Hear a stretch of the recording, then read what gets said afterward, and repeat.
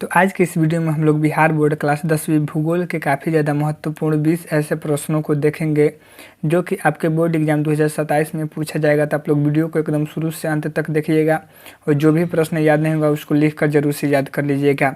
चलिए यहाँ पर देखते हैं पहला नंबर प्रश्न को। देखिए पहला नंबर प्रश्न है कि निम्नलिखित में से कौन रोपड़ फसल है। आप लोगों को बताना है कि इनमें से कौन जो है रोपड़ फसल है। तो सबसे पहले रोपड़ फसल किसको कहते हैं, तो वे फसल जिन्हें बड़े बागानों में एक बार लगाकर कई वर्षों तक उत्पादन किया जाता है उसे जो है रोपड़ फसल कहते हैं। तो चाय भी रोपड़ फसल है, रबड़ भी रोपड़ फसल है और गन्ना भी रोपड़ फसल है, यानी ऑप्शन नंबर इसका डी बिल्कुल सही उत्तर हो जाएगा। अगला प्रश्न को देख लेते हैं क्या पूछा गया है। यहाँ पर 2 नंबर प्रश्न में आप लोगों से पूछा गया है कि प्राकृतिक गैस किस खनिज के साथ पाई जाती है। यानी आप लोगों को बताना है कि प्राकृतिक गैस जो है ना किस खनिज के साथ पाई जाती है। तो प्राकृतिक गैस जो है ना पेट्रोलियम के साथ पाई जाती है, यानी ऑप्शन नंबर इसका डी बिल्कुल सही उत्तर हो जाएगा। एक और प्रश्न पूछा जाता है कि पेट्रोलियम जो है किस चट्टान में पाया जाता है। तो पेट्रोलियम जो है ना अवसादी चट्टान में पाया जाता है, तो इसको भी आप लोगों को याद रखना है। अगला प्रश्न देख लेते हैं यहाँ पर क्या पूछा गया है। यहाँ पर 3 नंबर प्रश्न में आप लोगों से पूछा गया है कि निम्नलिखित में से कौन मृदा निर्माण का कारक है। यहाँ पर बताना है कि इनमें से कौन मृदा निर्माण का कारक है। तो जलवायु से भी मृदा का निर्माण होता है, वनस्पति से भी मृदा का निर्माण होता है, चट्टान से भी मृदा का निर्माण होता है, यानी ऑप्शन नंबर इसका डी बिल्कुल सही उत्तर हो जाएगा। अगला प्रश्न देख लेते हैं यहाँ पर क्या पूछा गया है। यहाँ पर 4 नंबर प्रश्न में आप लोगों से पूछा गया है कि इंदिरा गांधी नहर किस राज्य में स्थित है। आप लोगों को बताना है कि इंदिरा गांधी नहर जो है किस राज्य में स्थित है।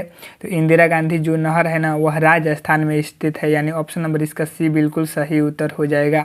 1-2 प्रश्न अलग से आप लोगों को याद रखना है। पहला प्रश्न याद रखना है कि इंदिरा गांधी नहर जो है भारत की सबसे लंबी नहर है। तो पूछा जाएगा कि बताइए भारत की सबसे लंबी नहर कौन है। तो भारत की सबसे लंबी नहर है इंदिरा गांधी नहर। उसके अलावा एक और प्रश्न याद रखना है कि इंदिरा गांधी जो नहर है ना वह पंजाब से शुरू होकर के राजस्थान तक जाती है, तो इसको भी आप लोगों को अच्छे से याद रखना है। अगला प्रश्न देख लेते हैं यहाँ पर क्या पूछा गया है। यहाँ पर 5 नंबर प्रश्न में पूछा गया है कि रोहिला राष्ट्रीय उद्यान कहाँ स्थित है। आप लोगों को बताना है कि रोहिला राष्ट्रीय उद्यान कहाँ स्थित है। तो रोहिला राष्ट्रीय उद्यान जो है ना हिमाचल प्रदेश में स्थित है, यानी ऑप्शन नंबर इसका बी बिल्कुल सही उत्तर हो जाएगा। 1-2 प्रश्न यहाँ से भी पूछा जा सकता है। जैसे पहला प्रश्न पूछा जाता है कि रोहिला राष्ट्रीय उद्यान जो है किस लिए प्रसिद्ध है। तो कस्तूरी हिरण के लिए प्रसिद्ध है। उसके अलावा 1-2 प्रश्न जिम मतलब जो राष्ट्रीय उद्यान है ना उस वहाँ से पूछा जाता है। जैसे पहला पूछा जाएगा कि भारत का पहला राष्ट्रीय उद्यान कौन है। तो जिम कार्बेट जो है ना भारत का पहला राष्ट्रीय उद्यान है। और पूछेगा कि भारत का सबसे बड़ा राष्ट्रीय उद्यान कौन है। तो हेमिस राष्ट्रीय उद्यान जो है भारत का सबसे बड़ा राष्ट्रीय उद्यान है। तो ये भी आप लोगों को याद रखना है। अगला प्रश्न देख लेते हैं। यहाँ पर 6 नंबर प्रश्न में पूछा गया है कि भारत किस खनिज के उत्पादन में विश्व में अग्रणी है। यानी आप लोगों को बताना है कि भारत जो है किस खनिज के उत्पादन में विश्व में अग्रणी है। तो भारत जो है ना अभ्रक के उत्पादन में जो है अग्रणी है, यानी ऑप्शन नंबर इसका डी बिल्कुल सही उत्तर हो जाएगा। यानी पूरे विश्व का 60% जो अभ्रक है ना यह भारत उत्पादन करता है, तो इसको भी आप लोगों को अच्छे से याद रखना है। अगला प्रश्न देख लेते हैं। यहाँ पर 7 नंबर प्रश्न में आप लोगों से पूछा गया है कि टेक्सोल का उपयोग होता है। आप लोगों को बताना है कि टेक्सोल का उपयोग जो है किसके इलाज में होता है। तो कैंसर के इलाज में होता है, यानी ऑप्शन नंबर इसका सी बिल्कुल सही उत्तर हो जाएगा। अगला प्रश्न देख लेते हैं। यहाँ पर 8 नंबर प्रश्न में आप लोगों से पूछा गया है। देखिए यहाँ पर 8 नंबर प्रश्न है कि गिर राष्ट्रीय उद्यान कहाँ स्थित है। आप लोगों को बताना है कि जो गिर राष्ट्रीय उद्यान है यह जो है कहाँ स्थित है। तो गिर राष्ट्रीय उद्यान जो है गुजरात में स्थित है, यानी ऑप्शन नंबर इसका डी बिल्कुल सही उत्तर हो जाएगा। और राष्ट्रीय उद्यान से ना 1-2 प्रश्न हर साल पूछा जाता है, तो यहाँ पर आप लोग जो है कुछ आप लोगों को अन्य प्रश्न भी याद रखना है। जैसे पूछा जाएगा कि जिम कार्बेट कहाँ स्थित है। तो उत्तराखंड राज्य में स्थित है। काजीरंगा राष्ट्रीय उद्यान कहाँ स्थित है। तो असम में स्थित है। रणथंभौर राष्ट्रीय उद्यान कहाँ स्थित है। तो राजस्थान में स्थित है। कान्हा राष्ट्रीय उद्यान कहाँ स्थित है। तो मध्य प्रदेश में स्थित है। सुंदरवन राष्ट्रीय उद्यान कहाँ स्थित है। तो पश्चिम बंगाल में स्थित है। और हेमिस राष्ट्रीय उद्यान कहाँ स्थित है। तो लद्दाख में स्थित है। तो ये भी आप लोगों को अच्छे से याद रखना है। अगला प्रश्न देख लेते हैं। यहाँ पर 9 नंबर प्रश्न में आप लोगों से पूछा गया है कि भारत में सर्वाधिक वर्षा किस स्थान पर होती है। यानी आप लोगों को बताना है कि भारत में सर्वाधिक वर्षा किस स्थान पर होती है। तो भारत में सर्वाधिक वर्षा जो है ना मासिनराम में होती है, यानी ऑप्शन नंबर इसका ए बिल्कुल सही उत्तर हो जाएगा। और मासिनराम कहाँ स्थित है। तो मासीराम जो है ना मेघालय में स्थित है। कहाँ स्थित है? तो मेघालय राज्य में स्थित है। और पूछेगा कि दुनिया में सबसे अधिक वर्षा कहाँ होती है? तो दुनिया में अधिक वर्षा ही मतलब दुनिया में भी पूछेगा कि सबसे अधिक वर्षा कहाँ होती है? तो मानसीन में होती है। तो इसको भी आप लोगों को अच्छे से याद रखना है। अगला प्रश्न देख लेते हैं। यहाँ पर 10 नंबर प्रश्न में आप लोगों से पूछा गया है कि ब्रंटलैंड आयोग जो है संबंधित है। आप लोगों को बताना है कि ब्रंटलैंड आयोग जो है किससे संबंधित है? तो ब्रंटलैंड आयोग जो है ना सतत विकास से संबंधित है, यानी ऑप्शन नंबर इसका सी बिल्कुल सही उत्तर हो जाएगा। ब्रंटलैंड आयोग जो है सतत विकास और पर्यावरण संरक्षण से संबंधित है। तो इसको भी आप लोगों को अच्छे से याद रखना है। अगला प्रश्न देख लेते हैं। यहाँ पर 11 नंबर प्रश्न में पूछा गया है कि बृहद क्षेत्र में जल की उपस्थिति के कारण ही पृथ्वी को कहते हैं। यानी आप लोगों को बताना है कि बृहद क्षेत्र में जल की उपस्थिति के कारण पृथ्वी को कौन सा ग्रह कहते हैं? तो पृथ्वी को जो है ना नीला ग्रह कहते हैं, यानी ऑप्शन नंबर इसका बी बिल्कुल सही उत्तर हो जाएगा। यानी पृथ्वी पर जल के कारण ही पृथ्वी जो है ना नीला दिखाई देता है। उसके अलावा एक और प्रश्न पूछा जाता है कि पृथ्वी के किस गोलार्ध में जल सबसे अधिक है? तो पृथ्वी के दक्षिणी गोलार्ध में जो है ना जल सबसे अधिक है। तो इसको भी आप लोगों को अच्छे से याद रखना है।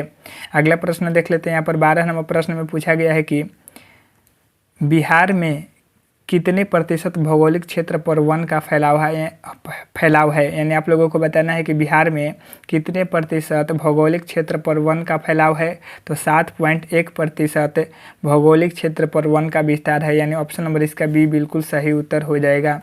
अगला प्रश्न देख लेते हैं। यहाँ पर 13 नंबर प्रश्न में आप लोगों से पूछा गया है कि भारत के किस राज्य में वन का सबसे अधिक विस्तार है? यानी आप लोगों को बताना है कि भारत के किस राज्य में सबसे अधिक वन है?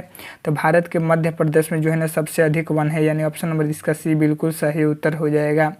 अगला प्रश्न देख लेते हैं। यहाँ पर 14 नंबर प्रश्न में आप लोगों से बताना है, यहाँ पर आप लोगों से पूछा गया है कि कोयला किस प्रकार का संसाधन है? यानी आप लोगों को बताना है कि कोयला जो है किस प्रकार का संसाधन है? तो कोयला जो है ना अनवीकरणीय संसाधन है, यानी ऑप्शन नंबर इसका ए बिल्कुल सही उत्तर हो जाएगा। अनवीकरणीय संसाधन किसको कहते हैं? तो वैसा संसाधन जिनके निर्माण में जो है लाखों हजारों साल का समय लगता है उसे अनवीकरणीय संसाधन कहते हैं। एक दो प्रश्न और कोयला से पूछा जा सकता है, जैसे कि कोयला कितने प्रकार के होते हैं? तो कोयला जो है 4 प्रकार के होते हैं। पहला होता है एंथ्रासाइट जो सबसे अच्छा कोयला होता है, दूसरा होता है बिटुमिनस, तीसरा होता है लिग्नाइट, चौथा होता है पीट। और पीट जो है ना सबसे खराब कोयला होता है। तो इसको भी आप लोगों को याद रखना है, क्योंकि पूछा जाता है कि सबसे अच्छा कोयला कौन है? तो एंथ्रासाइट जो है सबसे अच्छा कोयला है, और सबसे खराब कोयला कौन है? तो पीट जो है ना सबसे खराब कोयला है। तो इसको भी आप लोगों को अच्छे से याद रखना है। अगला प्रश्न देख लेते हैं। यहाँ पर 15 नंबर प्रश्न में पूछा गया है कि वन संरक्षण एवं प्रबंधन की दृष्टि से वनों को कितने भागों में वर्गीकृत किया गया है? तो वन संरक्षण एवं प्रबंधन की दृष्टि से वनों को जो है ना 3 वर्गों में वर्गीकृत किया गया है, यानी ऑप्शन नंबर इसका बी बिल्कुल सही उत्तर हो जाएगा। पहला होता है आरक्षित वन, दूसरा होता है संरक्षित वन, तीसरा होता है अवर्गीकृत वन। तो इसको भी आप लोगों को अच्छे से याद रखना है। अगला प्रश्न देख लेते हैं। यहाँ पर 16 नंबर प्रश्न पूछा गया है कि भारत का राष्ट्रीय पक्षी कौन है? तो भारत का राष्ट्रीय पक्षी जो है मयूर है, यानी ऑप्शन नंबर इसका सी बिल्कुल सही उत्तर हो जाएगा।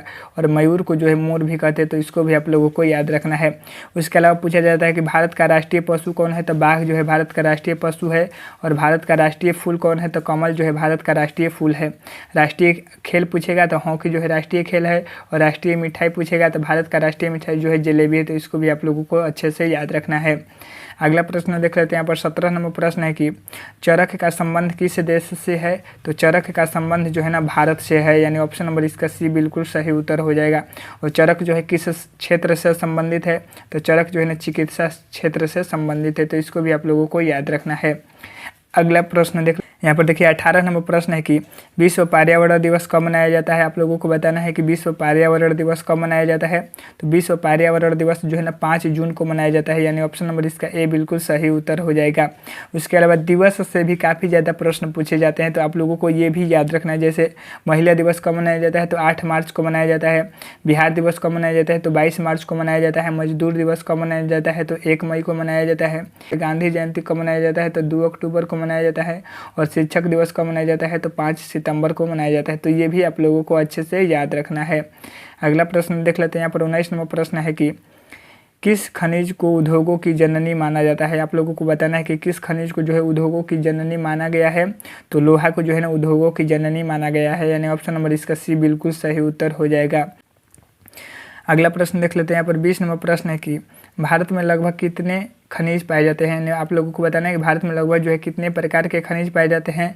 तो भारत में लगभग जो है 100 से अधिक प्रकार के खनिज पाए जाते हैं। यानी ऑप्शन नंबर इसका सी बिल्कुल सही उत्तर हो जाएगा।